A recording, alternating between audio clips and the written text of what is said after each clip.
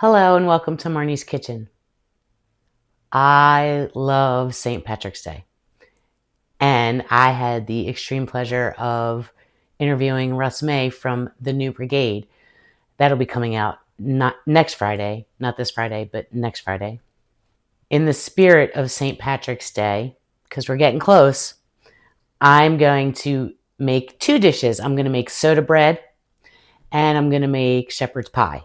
I'm really excited about the soda bread. It should be fun and it's tasty and it's festive. It's a fun time of year and everybody has it. And I had the idea of cutting it into little shamrock shapes. I'm going to split the dough, maybe not in half, but partially, and make one loaf. And then I'm going to cut a couple out of with the shamrock cookie cutter and see how they turn out. Because I think that would be fun and festive for this time of year. So I try to be. Anyway, soda bread is super easy, supposedly. So we'll give it a whirl. But you need buttermilk, sugar, baking soda, hence the soda bread, a little bit of melted butter, a beaten egg, flour, all-purpose flour, and kosher salt. We're going to get started. I'm going to do this. And hopefully you listened to my podcast to give you a little bit of history about soda bread and shepherd's pie. And then, so this is my 2-for-1 special. So you get soda bread and then you'll get shepherd's pie. It'll be fun. All right. So the first thing you have to do is beat your egg and your buttermilk together. So I'm going to pour my buttermilk into my egg mixture. Okay. And I'm going to whisk it together. Make sure it's combined. Okay. And then I'm going to add my melted butter. Get it all in there. And I'm going to stir it together.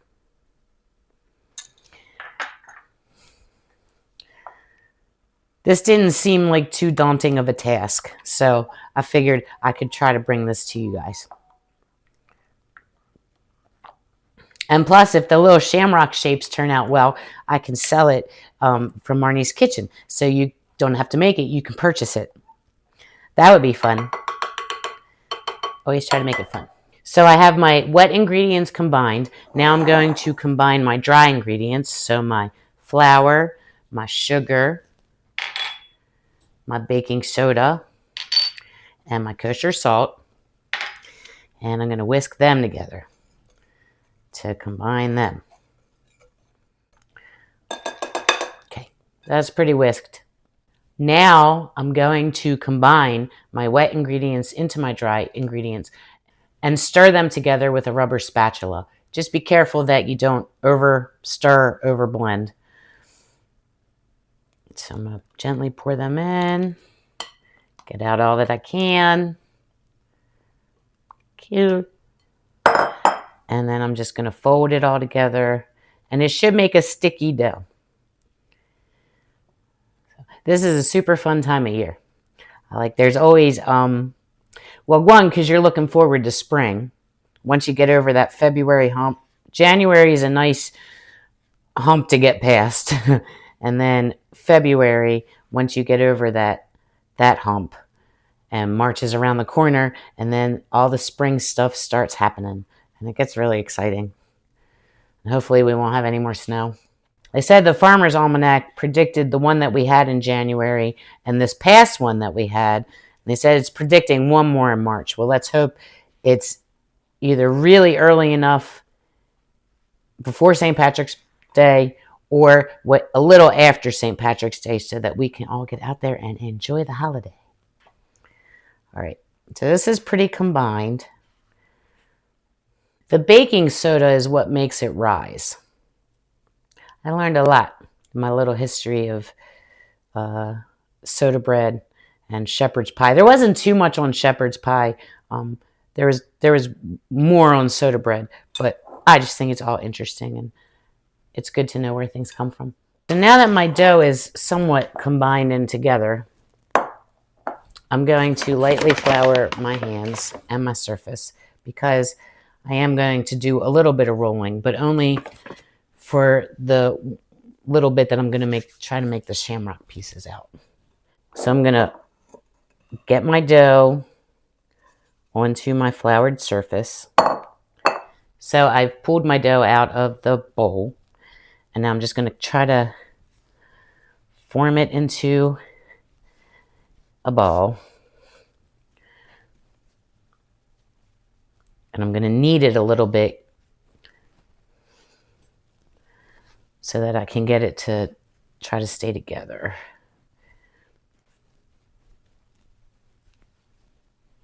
Okay, that side's done. You just kind of roll it into itself a couple times to just make sure it stays combined. I'm going to put a little flour on this side. Okay. All right. Quick and easy. Hopefully it'll taste good. I'm going to cut off a little piece so I can roll it out.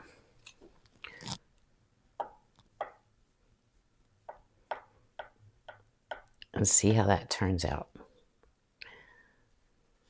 I thought it'd be a cute little idea. Okay, so I'm going to reshape this into a ball now that I've cut a little piece off.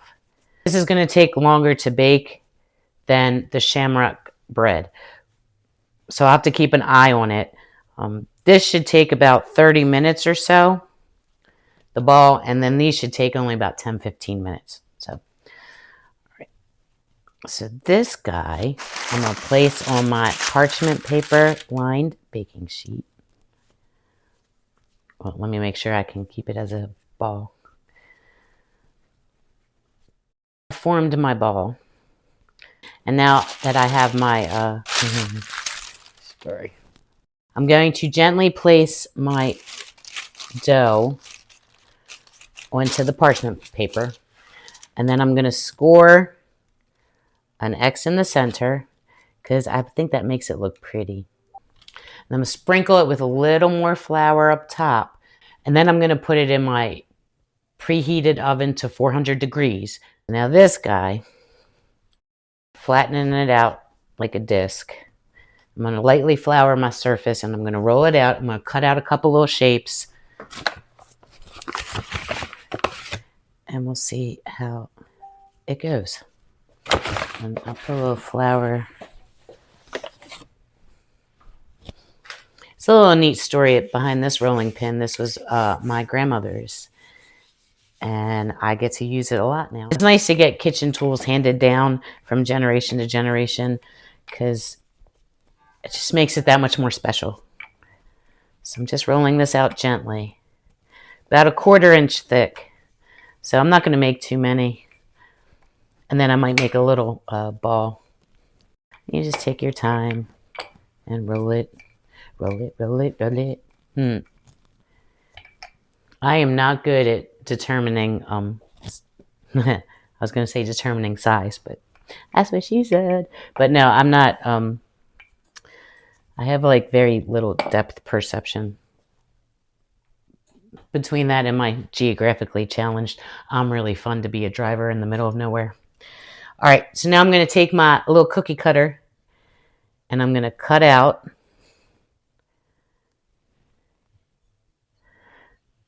several shapes. Let's see how many we get. I only took a little bit. I'm going to gently peel away the dough.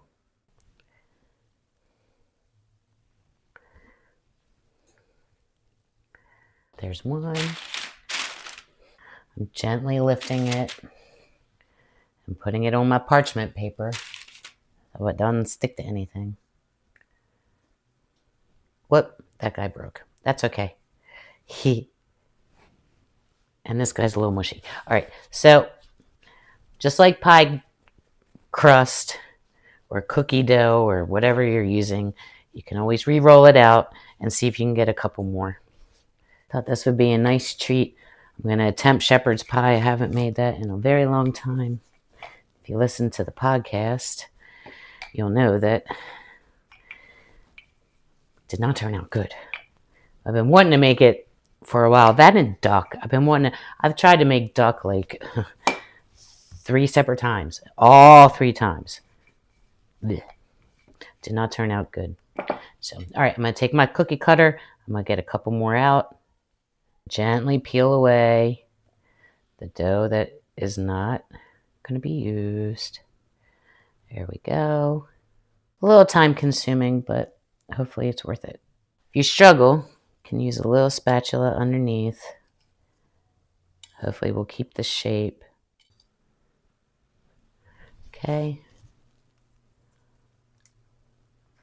I got it.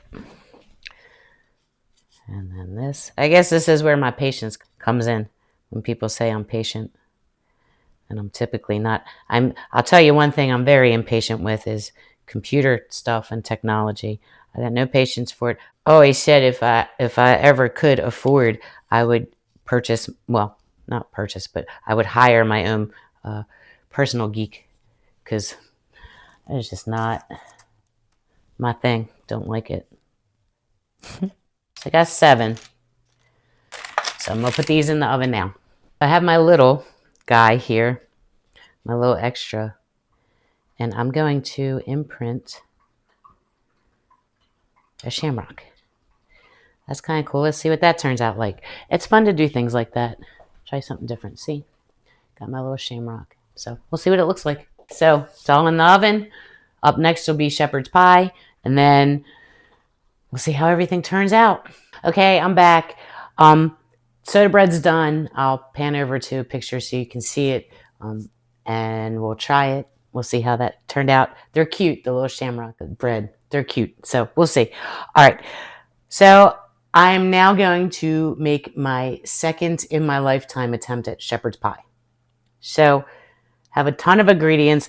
I'm doing it a little differently, just a little bit, because I've had it with the cubed beef, and I like that texture in it. So I have my ground lamb and my little cubed beef. Chopped onion, I got beef broth, I got Worcestershire sauce, I got chopped garlic, I got tomato paste, pepper, ground mustard always, parsley, sea salt, thyme, and I have my peas and carrots that are not frozen, and my corn that's not frozen, and I also have my cornstarch slurry instead of adding flour, because I find that's easier so than putting flour in and never getting the flour to not clump and all that stuff. So the other thing, I do have my mashed potatoes made. So my daughter Elise is going to partake in this meal as well, and her preference is always the instant mashed potatoes. So I got no problem with that because I like them. Everything else I'm making, so it is what it is. So the instant mashed potatoes are done. They're ready to go into my dish. So now I'm going to start. So I put about a tablespoon or 2 of olive oil in the the pan, and I'm going to heat it. Probably not as hot as I normally would, right? So I'm going to put it on like 4, because remember my stove gets really hot. I'm doing it from this angle because my mother expressed to me in watching these shows that you cannot see me stir. My back is too much to the camera or my phone, and you can't see me stir. So I'm doing it from this angle, Mom. So I love you. So we can, and I do appreciate the feedback because she likes everything else she says, but she wants to see me in action. So I'm doing it this way from this angle so we can see me stir. So I'm just going to wait for this to heat up, and the first thing I'm going to add is my chopped onion. Okay, so my oil is warm enough. I'm going to add my onions. You can hear the sizzle. So I'm going to let them cook for a couple minutes till they get translucent, and I'm stirring. See, stir, stir. Okay, you're just cooking them until they're soft. And it takes, like I said, about 5 minutes or so. All right, so it has now been 5 minutes, roughly. I'm going to add the lamb, and I'm going to break it apart first. I've added the lamb and break it apart with my spoon so it gets crumbly. And then I'm going to add my beef cubes because I gotta break. You see that onion go flying? I'm gonna have to break this apart first. I'm really excited. I hope this turns out. Okay, it's pretty broken up for me. So now I'm gonna add the beef cubes as well to brown them. So now we're gonna cook all of these together, and I'm gonna add my seasonings. So I'm gonna add my ground mustard, because that's always yummy.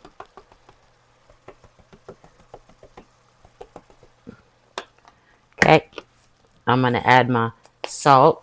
I'm gonna put that in my hand. Okay, that looks good. So that and that. I like to do it this way too because I keep an order so I know what I've added already, so I don't grab something that I've already put in. Now I'm gonna put my ground pepper. Always fresh ground pepper. Well, not always, but most of the time. Okay. And then dried parsley.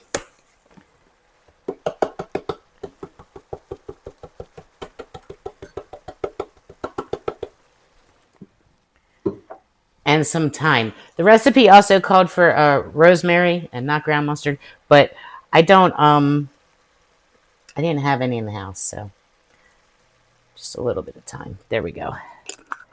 Got too much time on my hands, apparently. And then you're just going to stir till everything's browned. And I will bring the pan over to show you once everything's brown. But I did like the texture of the little beef cubes. So hopefully they won't be too tough in here.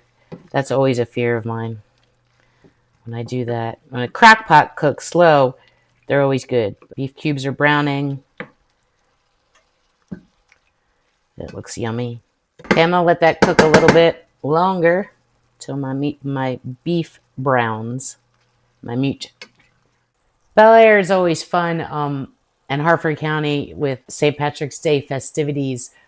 We have loonies and Sean Boland's and independent houses. The New Brigade, they play there too. So it's a nice little like triangle area where you can find a whole bunch of St. Patrick's Day festivities. It's a lot of fun. The music's good. Everybody's festive. They have parade down Main Street. So it's a nice time of year. These are pretty much browned and cooked through. So I'm going to bring it over to show you. So you can see it's easier for me to do it this way. See? Looks good, right? You could have this. I could be your personal chef and make an Irish meal for you. The next step is to add the Worcestershire sauce. Always shake it. Yeah, shake everything up. Even seasonings, which I don't do. Well, mixed seasonings. Just a couple splashes of Worcestershire sauce. And the minced garlic. So I'm going to add that too. And then stir and let it cook for like another minute.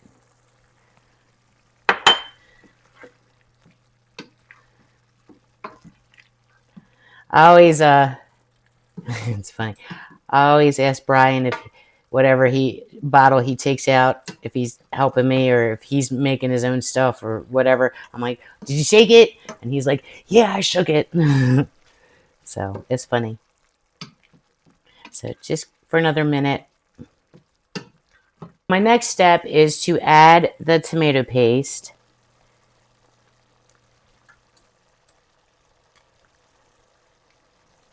Calls for about 2 tablespoons, so I can eyeball that roughly. And if it's a little more, it's a little more. More is better than less sometimes. Okay, that's the tomato paste. And then I have my cornstarch slurry. I mix the cornstarch with beef broth instead of water. So I'm adding that instead of flour as the thickener. And then stir. And you just want to stir enough that the tomato paste gets, like, kind of dissolves. And you don't see it anymore, really. Except a beautiful color. All right, so my next step now is to add the beef broth.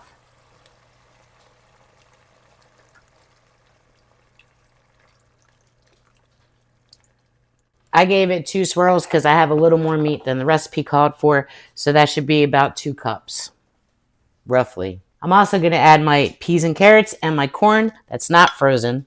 And I'm going to bring it to a boil and then let it simmer for about 5 minutes. And then we will assemble it in the dish and put it in the preheated oven to 400 degrees. We'll put it in there to cook until the mashed potatoes are browned. So there we go. It does. It's lamb and beef cubes. So I turned it up to bring it to a boil, and then I'm going to turn it down to a simmer and let it sit for a couple minutes, and then we'll do the assembly. Did it look good too? Yeah, look, these are so cute. Yeah. All right, so now it is boiling. So I'm going to turn it down and let it simmer, and I'm going to stir occasionally, and it should thicken up. If not, I can always add a little more cornstarch slurry. That's the beauty of that. If you use that instead of flour, because I've done it with flour before, and it's once you get to like this point to add more flour, never works for me. Might work for you, but never works for me. So I'm gonna let it simmer and thicken. I'm just letting some of the broth cook down a little bit more, and then I'm gonna put it in the dish. But it has thickened up enough for me that I don't need to add more cornstarch.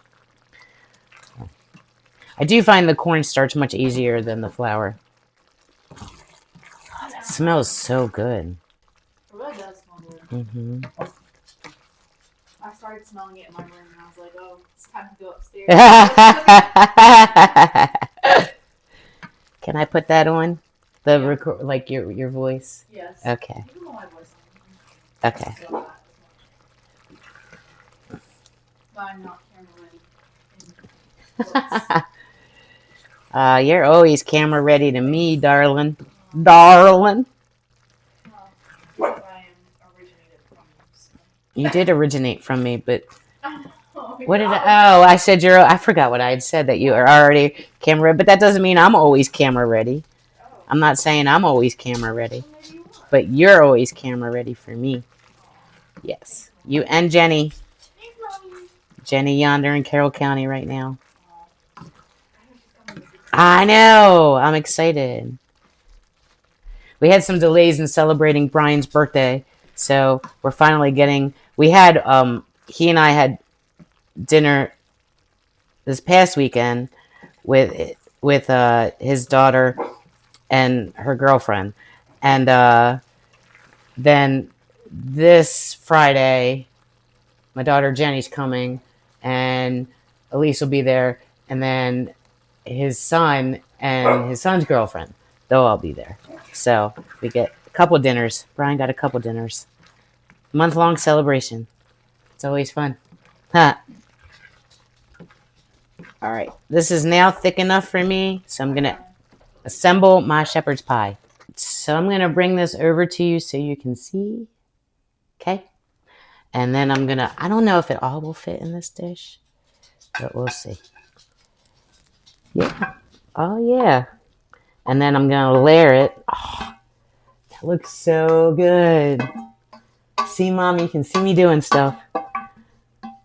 She did. She commented. That is her feedback. She's like, I can't see what you're doing. I want to see you stir. So now everybody gets to see me stir. That's what she said. I'm going to use a rubber spatula, and I'm going to put the potatoes on top, and then I'm going to carefully spread them as best as I can. This is pretty funny. Let me see. I have a feeling this is going to turn out better than it did several years ago. I just have that vibe. Okay, so I have layered my mashed potatoes on top of the meat, and I'm going to put it in the oven and bake until the mashed potatoes get brown. It's in a nice green celebratory St. Patrick's Day dish. And then I think it takes about 30 30, 40 minutes, something like that. And then you let it sit for about 15 minutes and then you serve and eat. So we will share that with you later. All right, so as promised, I do have the finished shamrock shaped soda bread, which looks really yummy. And then I have my loaf, which also looks really yummy. That looks beautiful, I think, for me especially.